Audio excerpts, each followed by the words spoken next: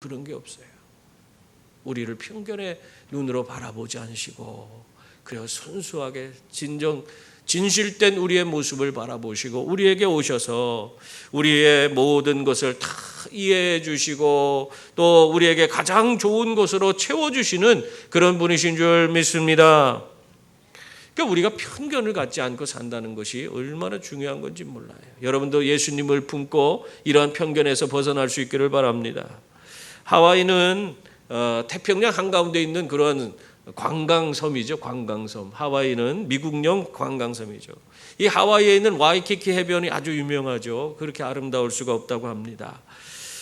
그런데 여러분 한번 상상해 보세요. 그러한 아주 뜨거운 태양이 장렬하는 그런 아주 1년 내내 따뜻한 그런 기온이 있는 그런 하와이 섬에서 그곳에서 모피코트를 팔고 가죽 옷을 판다고 생각해 보세요. 거기는 사시사철 여름만 있는데 거기에서 모피코트를 팔고 그 가죽 옷을 판다면 그 장사가 되겠어요? 여러분 생각해 보세요. 말도 안 되는 거예요. 아이고 그거는 정말 정신 나간 짓이지. 그런 데서 어떻게 그런 가죽옷 겨울에 입는 모피코트를 그 털옷을 팔고 거기다가 가죽옷을 판다고 어떻게 그런 장사를 한다고 하냐. 사람들이 다 그렇게 생각할 거 아니에요? 근데 어떤 사람이 그런 엉뚱한 생각을 가지고 정말로 하와이에서 모피코트 상점을 냈습니다. 그래갖고는 사람들이 다 갸우뚱하는 거예요. 저게 될까? 그런데 이 사람의 생각에는 여기에 전 세계에서 수많은 관광객이 오는데 이 사람들 가운데는 추운 나라에서 사는 사람도 있을 거 아니냐. 지혜로운 사람은 여름에 겨울옷을 사고 겨울에 여름옷을 사는 것처럼 여기에 관광 온 사람도 지혜로운 사람들은 모피코트를 사갖고 자기 나라로 가져갈 거 아니냐. 그랬는데요. 정말 이 사람이 엉뚱하게 그렇게 생각을 하고 모피코트 장사를 하와이에서 했는데 이것이 대박이 났어요. 정말 엄청난 성공을 거뒀습니다. 사람들의 편견 그것을 깨고 정말 자기 나름대로 그 편견의 틀을 벗어나서 장사를 시작했더니 정말 놀라운 성과를 거두고 대성공을 거둘 수 있었던 겁니다. 여러분 우리가 생각지 못할 그런 정말 하나님의 풍성한 은혜를 누리길 원한다면 내 고정관념에서 벗어나야 돼요. 그거 틀을 깨야지만이 하나님 주시는 놀라운 은혜를 우리가 덧입을 수 있습니다. 우리가 고정관념을 깨면요 창의력도 생기게 되고 새로운 세계가 눈앞에 펼쳐지는 것을 볼 수가 있는 것입니다. 여러분 예수님께서는 유대인들이 이러한 사마리아에 대한 편견을 깨길 원하셨어요. 그래서 그들에게 앞서서 친히 사마리아 지역을 다니시면서 복음을 전하신 것입니다. 여러분들도 이런 여러분이 갖고 있는 그런 여러 가지 다양한 내 경험과 지식이라는 편견, 또 내 관습, 여러 가지 전통 이런 편견에 사로잡혀서 오히려 내게 주어진 더 큰 은혜와 복을 바라보지 못하고 하나님의 위대한 일에 동참하지 못하는 그런 어리석은 자가 되지 마시고 우리가 그런 모든 틀을 다 내려놓고 오직 하나님만 바라보고 우리가 주님께서 인도하시는 대로 믿음으로 나아가서 우리가 하나님 주시는 더 풍성한 은혜를 누릴 수 있는 그런 분들이 다 될 수 있기를 바랍니다. 예수님이 이 사마리아에 있는 수가라는 동네에 도착해서 어디에서 머무셨어요? 야곱의 우물가에 머무셨습니다. 그때 어떤 일이 있었습니까? 오늘 말씀 7절 8절 보세요. 우리 한번 같이 읽어볼까요? 사마리아 여자 한 사람이 물을 기르러 왔음에 예수께서 물을 좀 달라 하시니 이는 제자들이 먹을 것을 사러 그 동네에 들어갔음이로라. 그렇게 말씀했습니다. 여기서 어떤 일이 있었냐면 물을 기르러 온 그런 사마리아 한 여자를 만나셨습니다. 더군다나 이 여자를 만날 때가 언제라고 되어 있어요? 6절에 보면은 때가 6시쯤 되었더라 그렇게 말씀하고 있어요. 6시면 여러분은 우리 시간으로 6시면은 이게 아침 6시인지 저녁 6시인지 우리 그렇게 생각하지만은 이 유대인들의 관념 속에서 6시라는 것은 유대인들은 해 뜰 때 시작해서 해 질 때까지 그 시간을 12시간으로 나눴어요. 그러면은 6시는 정오가 되는 겁니다. 난 12시가 바로 6시가 되는 거예요.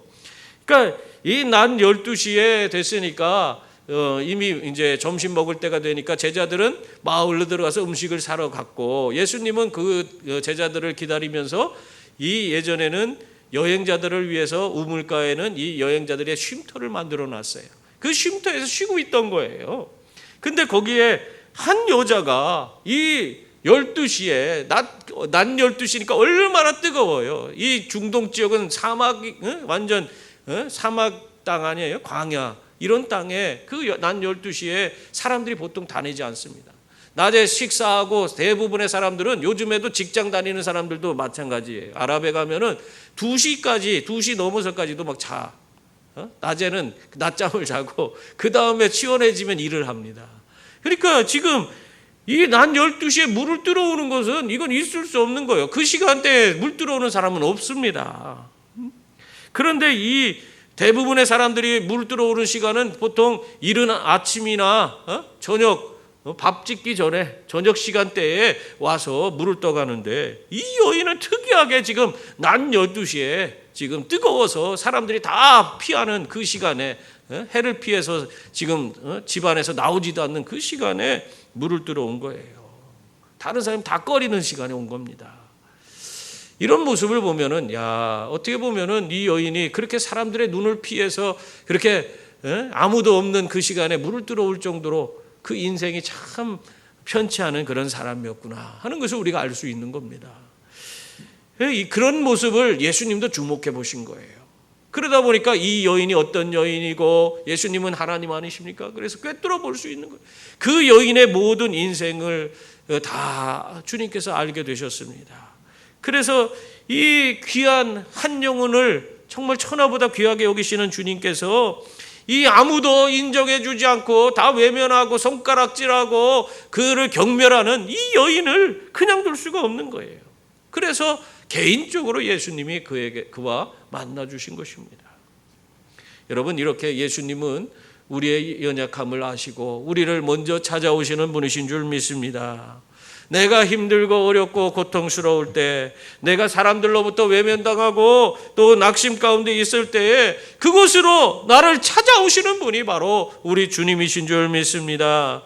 그래서 그 주님이 내 삶에 오시면은 나를 붙들어 주시고 나를 용기를 주시고 나의 모든 인생을 새롭게 만들어 주시는 그런 은혜를 베풀어 주십니다. 그래서 여러분, 내가 힘들고 어려울 때 어떻게 해야 돼요? 힘들고 어렵다고 자꾸 술집으로 가고 또 어디 가서 막걸리 한 사발 드시려고 하면 안 돼요. 그래봤자 아무 의미가 없어. 힘들고 어렵고 괴로울 때 모두가 나를 다 외면하고 나를 저버렸다고 생각되는 그때 우리 주님이 나를 찾아오신다. 그것을 믿으시기 바랍니다. 주님 찾아오시는 주님을 만나야 돼. 주님 붙들어야 돼요. 힘들고 어려울 때, 고통스러울 때, 외로울 때, 사람들이 다 나를 저버릴 때에 주님을 붙드셔야 돼. 그러면 주님께서 내 인생을 새롭게 하여 주십니다. 나에게 모든 상처를 싸매어 주시고 새 힘을 공급해 주시고 나를 새로운 그런 길로 인도해 주시는 그 풍성한 은혜를 베풀어 주시는 줄 믿습니다. 영국의 한 병원에 어떤 지긋한 그런 노신사가 병원에 막 급하게 찾아왔어요. 왜 그런가 했더니 오전에 정원 일을 하다가 가시에 찔려서 상처가 크게 났어, 손에. 그래서 그 상처의 손을 치료받기 위해서 병원으로 왔는데, 우리나라처럼 이렇게 병원이 그냥 신속하게 뭐 치료가 되는 게 아니에요. 외국들은 병원이 그렇게 빨리빨리 해주지 않습니다. 그런데 이 사람이 너무 급하게 막 서두는 거예요. 그러니까 의사가, 아니 무슨 일이 있길래 이렇게 서두르십니까? 그렇게 물었어요. 그랬더니 이분이 하는 소리가, 오늘 점심 약속이 있어 그렇습니다. 아내와 점심 식사를 같이 하기로 했어요. 그렇게 얘기하는 거예요.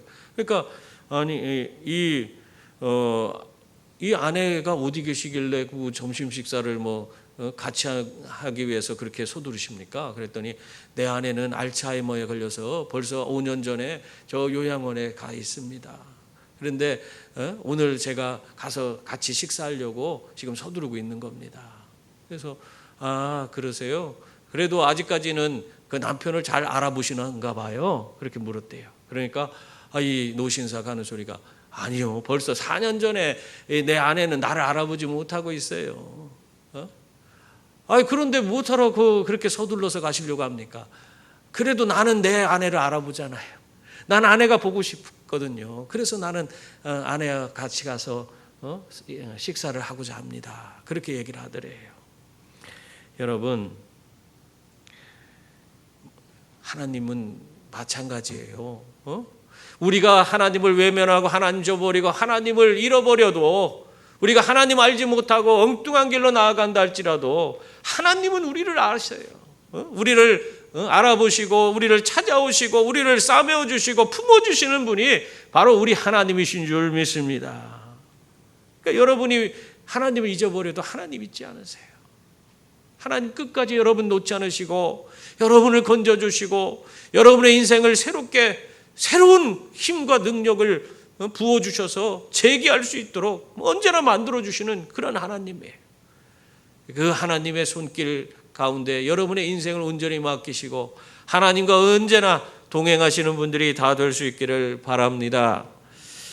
예수님은 이 사마리아 여인에게 뭘 부탁했어요? 물 좀 달라고 이렇게 부탁을 하셨습니다. 그러자 이 사마리아 여인이 어떻게 행동을 했습니까? 9절 말씀 보세요. 거기 보면 사마리아 여자가 이르되 당신은 유대인으로서 어찌하여 사마리아 여자인 나에게 물을 달라 하나이까 하니 이는 유대인이 사마리아인과 상종하지 아니함이로라. 그렇게 말씀합니다. 사마리아 여인이 예수님이 물 달라는 소리에 깜짝 놀란 거예요. 유대인이 자신에게 먼저 말을 걸어올 수가 없는데 말을 걸어왔기 때문에 놀랄 수밖에 없었던 겁니다. 왜 그렇습니까? 유대인은 사마리아인을 아주 개 돼지처럼 여겼어요. 부정한 그런 사람들이고 그 땅은 부정하기 때문에 거기 밟으면 그 땅 밟지도 않으려고 하던 사람들 아니에요? 그런데 그런 사람인 자기 사마리아 여인에게 먼저 예수님이 얘기를 걸어온 겁니다.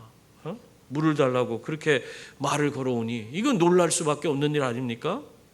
더군다나 이 당시에는 이 풍습이 뭐냐면 사마리아 지역 다 유대인들 문화를 갖고 있잖아요. 이스라엘 문화가. 그들 가운데는 뭐가 있냐면 공개된 장소에서 여자에게 말을 거는, 외간 남자가 말을 거는 이런 행위는 금기시되어 있어요. 그거 해서는 안 되는 일이에요. 그게 이 사회 통념이에요. 그런데 지금 예수님께서 알지도 못한 여자에게 지금 말 걸고 있는 거예요.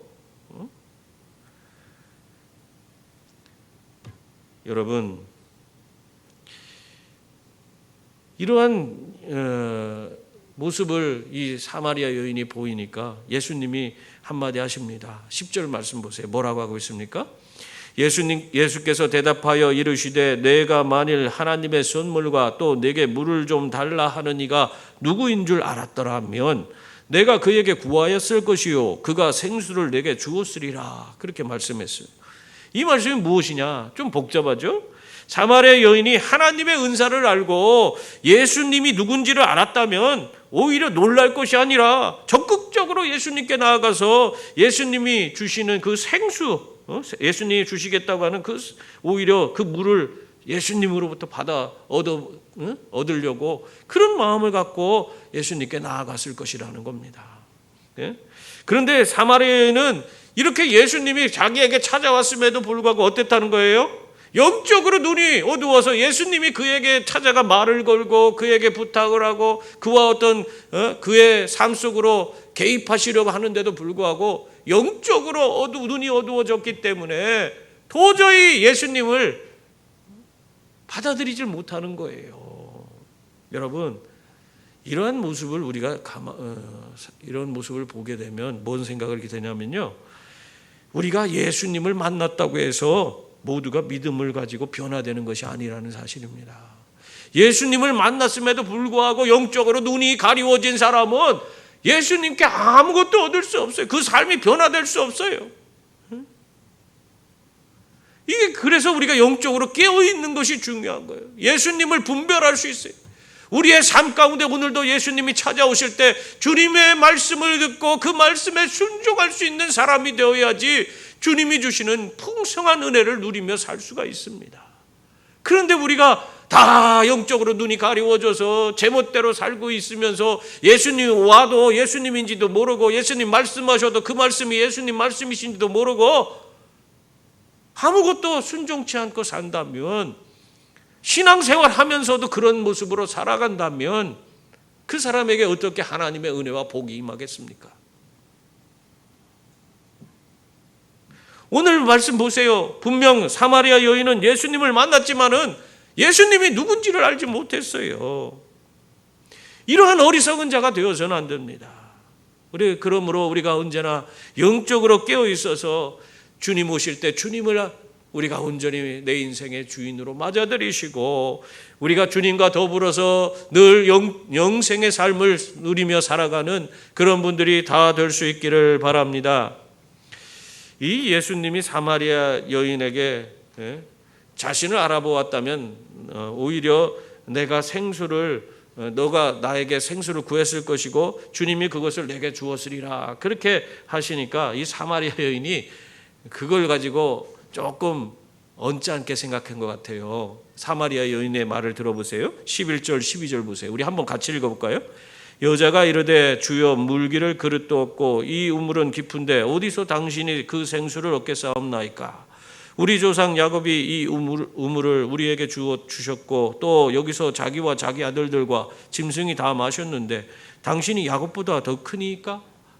이 말이 무슨 얘기예요? 한마디로 예수님께 이 사마리아 여인이 이렇게 얘기하는 거예요. 당신은 지금 물을 길을 두레박도 없는데 저 야곱의 우물이 깊은데 거기에 그 길을 그 두레박도 갖고 있지 않잖냐? 그런데 어디서 물이 나서 나에게 물을 주겠다고 그렇게 말하고 있는 것이고 이 우물은 우리 야곱이 줘서 우리가 야곱도 먹고 야곱의 자손들이 먹고 그 짐승들로 먹으면서 살았는데 이 야곱보다 당신이 더 큰 사람입니까? 그렇게 묻는 거예요. 그러니까 말하자면 당신은 야곱보다도 못한 그런 존재인데 뭘 그렇게 나에게 뭘 주겠다고 그렇게 얘기하냐? 당신은 나에게 뭘 줄 수 있는 사람이 아니지 않습니까? 지금 그렇게 얘기를 하고 있는 거예요. 사실 이 사마리아 여인은요, 참 생각보다 자기의 조상에 대한 아주 자부심이 대단한 사람이에요. 자기들도 야곱의 후손이라는 사실을 아주 자부심을 가지고 야곱은 지금 어떻게 했냐면 야곱은 지금 우리에게 이렇게 마실 물을 허락해줘서 이 물을 떠서 우리가 먹고 사는데 우리 자손들 우리 짐승까지 먹고 사는데 당신은 뭘로 우리에게 물을 주겠다는 겁니까? 당신이 이 야곱보다 더 큰 일을 할 수 있겠습니까? 여러분, 그러나 야곱은 그들에게 구원을 줄 수가 있습니까? 없습니까? 그가 아무리 자부심을 느끼고 정말 자기에게 이 우물을 파서 먹게 한 그런 조상이라 할지라도 그 지금 사마리아 여인의 그런 삶의 문제를 해결해 주시고 그에게 구원을 줄 수 있는 그런 분이 아니에요. 야곱이 그걸 줄 수가 없어요. 이 사마리아 여인을 구원해 줄 수 있는 사람은 오직 예수 그리스도밖에 없는 줄 믿습니다. 그러므로 여러분, 내 신앙의 경륜이나 경험, 전통으로 말미암아 더 중요한 우리 구주 예수 그리스도를 놓치지 마시기 바랍니다. 예수님을 붙들기 위해서라면 내 경험과 내 지식, 내 전통, 내 관습 그거 다 내려놔야 돼요. 다 내려놓고 오직 주님을 향해서 우리가 나아가야 되는 거예요. 사도 바울은 어떻게 했습니까? 예수님을 얻기 위해서 자기가 갖고 있는 모든 지식, 자기의 모든 경험, 모든 것을 다 배설물처럼 여기노라 그렇게 고백을 하고 있지 않아요? 바울이 얼마나 똑똑한 사람이에요. 오늘날로 아마 박사학위가 한 3-4개씩 있는 사람이에요. 그만큼 공부를 많이 하고 그런 능력이 있는 사람이에요. 근데 그런 세상적인 그런 지위나 그런 능력이나 자기 혈통이나 이 모든 것을 예수님 얻기 위해서 다 배설물로 여긴다고 얘기하고 있어요.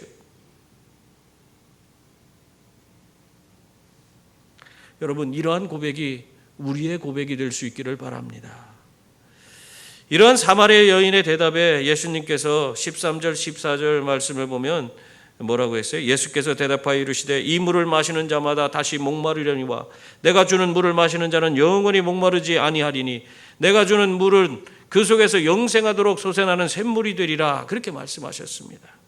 예수님은 영적으로 무지한 이 사마리아 여인에게 자신이 어떤 분인가를 지금 가르쳐주고 있는 것입니다.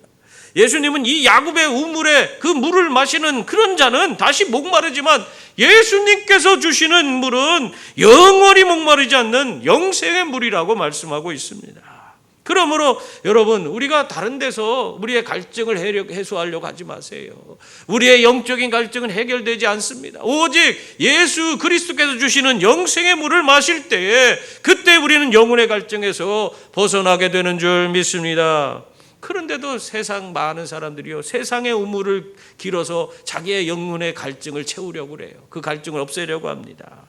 그래서 돈과 명예, 권세, 지식의 물을 세상의 우물에서 떠서 그걸 가지고 자기의 영혼을 만족시키려고 애를 쓰고 있어요. 그러나 그들의 영혼의 갈증이 다 해결됩니까?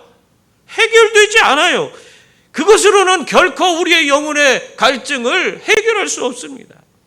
아무리 세상의 우물에서 떠서 돈과 명예와 권세와 지식의 그런 물을 먹는다 할지라도 계속해서 끊임없는 갈증이 일어나게 되는 것입니다. 여러분, 우리의 영혼의 갈증은 오직 예수 그리스도로만 채워지는 줄 믿습니다. 우리 내면에서 샘솟는 영원한 샘물, 바로 예수 그리스도가 있어야지 그 갈증이 해결되는 것입니다. 2002년에 서울대 교수를 은퇴한 그 사회학자 김경동 교수가 어렸을 때 모태신앙으로 자랐어요. 그러다가 청년이 돼서 삐딱하게 돼갖고는 교회를 떠나서 50년간 지멋대로 살았어요. 그러면 이게 제멋대로 살고 세상적으로 세상에 나가서 살면은 세상으로부터 그 모든 충족이 돼서 자기가 만족스럽고 기쁨이 충만하고 참 그런 삶을 살게 될 줄 알았는데 50년 동안 살아도 그 만족이 없었다는 거예요. 그래서 은퇴하고 나서 어떻게 하다 보니까 신학교 가서 사회학 강의를 하게 됐는데 그곳에 강의를 나가다 보니까 거기에서 자기가 왜 문제가 있는지, 자기가 왜 이런 갈급함이 해결되지 않는지 그걸 깨닫게 됐어요.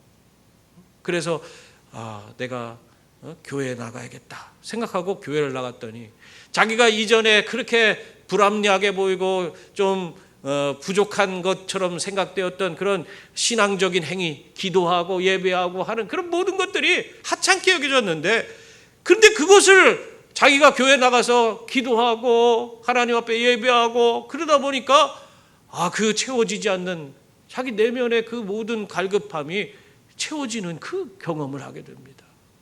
그래서 그 뒤로 이분이 완전히 변화됐어요. 그래서 더 하나님께 매달리고 더 열심히 신앙생활하는 그런 분이 되어서 지금은 자기의 사회학적인 그런 지식을 그 바탕으로 해서 어떻게 하면 교회가 이 사회와 함께 숨쉬고 긍정적인 작용을 하는 그런 교회가 될 수 있는가, 그걸 가지고 계속 연구하고 그것을 논문을 쓰고 있다고 합니다. 여러분, 그러므로 작은 불만 때문에 예수 그리스도를 놓치는 그런 어리석은 자들이 되지 않기를 바랍니다. 예수님이 주시는 영원한 물을 마실 수 있는 분들이 다 될 수 있기를 바랍니다. 그래서 영혼의 갈증이 완전히 해결되어지고 주님이 주시는 구원과 영생과 천국을 맛보며 살아가는 매일매일 삶의 기쁨과 감격이 넘치는 그런 삶을 살아가시길 바랍니다. 예수님의 이야기를 들은 이 사마리아 여인이 부탁을 하나 합니다. 15절 말씀 보세요. 여자가 이르되 그런 물을 내게 주사 목마르지도 않고 또 여기 물을 기르러 오지도 않게 하옵소서, 그렇게 말하고 있어요. 이 사마리아 여인은 예수님이 말씀하신 물이 자기에게 너무 필요한 물이라는 거예요. 다시는 물 들어오지 않게끔 만들어줄 수 있는 물 아니냐, 영원한 샘물, 계속 샘솟는 그런 샘물이라면 나한테 달라, 그 얘기를 하고 있는 거예요. 그러면 내가 저 사람들의 눈을 피해서 이 낮에 한낮에 이 우물가에 와서 물을 기를 필요가 없지 않냐, 내 이 힘들고 어려운 고통스러운 삶에서 내가 벗어날 수 있지 않냐, 지금 그 얘기를 하는 거예요. 좀 이상하지 않습니까? 이 사마리아 여인은 예수님이 말씀하신 영원토록 목마르지 않는 생수가 무엇인지를 제대로 알지 못한 거예요. 그저 자신의 삶의 고통, 사람들을 피해서 물을 깃는 그 어려움을 해소할 수 있는 그런 물질적인 물로 이것을 받아들이고 있는 겁니다. 지금 이 예수님이 말한 영원토록 목마르지 않는 샘물은 영적인 거 아니에요? 근데 영적인 것을 물질적인 것으로 받아들이고 있어요, 이 여인이. 예수님이 아무리 영적인 것을 말하여도 그것을 이해하지 못하고 물질적으로 지금 받아들이고 있어요. 여러분, 이러한 사마리아 여인의 모습이 우리들의 모습은 아닙니까? 아무리 영적인 것을 말해도 오직 물질적인 복만을 바라보고 믿음 생활하고 있지 않아요? 예수 믿으면 복 받는다 하면 여러분 어떤 생각을 합니까? 예수 믿으면 내가 잘 먹고 잘 살고 내가 부자가 되고 그런 복을 받는가 보다. 물론 그런 복도 받을 수 있어요. 그건 덤으로 주어지는 거예요. 우리가 예수 믿으면 복 받는 것은 다른 게 아니에요. 하나님이 우리와 함께하는 그것이 진정한 복입니다. 하나님과 우리는 깨어진 관계가 회복되어지고 하나님과 더불어 동행하고 그분이 주시는 풍성한 삶 속에서 늘 기쁨과 감격이 넘치는 하나님과 교제하면서 매일매일의 삶을 살아가는 그런 삶을 사는 거예요. 그렇게 살면서 물질적인 그런 거는 덤으로 주어지는 거지, 그건 있어도 되고 없어도 되는 거예요. 그런데 우리는 복 받으라 하면 복은 무조건 물질적인 거, 영적인 것을 생각하지 못하고 무조건 물질적인 것만 바라보고 있어요. 사마리아 여인과 우리가 뭐가 다릅니까? 주님의 도움으로 내 것을 지키고 채우는 것은 원하지만 정작 주님이 쓰시겠다 하실 때 내 것을 내어드리는 그런 사람이 얼마나 적은지 아세요? 제대로 내어드리지도 못하는 것이 우리들의 모습 아닙니까? 하나님의 말씀대로 순종하지 않고 세상을 따르면서 제대로 신앙생활하는 사람이 어디 있어? 그렇게 이야기하는 사람이 또 얼마나 많습니까? 우리 가운데. 여러분, 주님은 오늘도 우리들에게 영원히 목마르지 않는 샘물로 나오라고 말씀하고 있어요. 그 샘물을 마시라고 말씀하고 있어요. 물질적인 세계에 갇혀서 살지 말고 영적인 것을 바라보고 믿음의 눈을 뜨고 주님이 원하시는 그런 주님과 함께 동행하는 삶, 주님이 주시는 그 풍성한 삶을 누리는 그런 자들이 되라고 말씀하고 있습니다. 오늘도 우리가 정말 내 인생의 모든 것들을 다 주님께 온전히 맡기고 주님이 주시는 영생의 샘물을 마심으로 우리가 오늘도 세상을 이기고 승리하며 하나님을 기쁘시게 하는 그런 자들이 다 될 수 있기를 주님의 이름으로 축원합니다. 기도하겠습니다.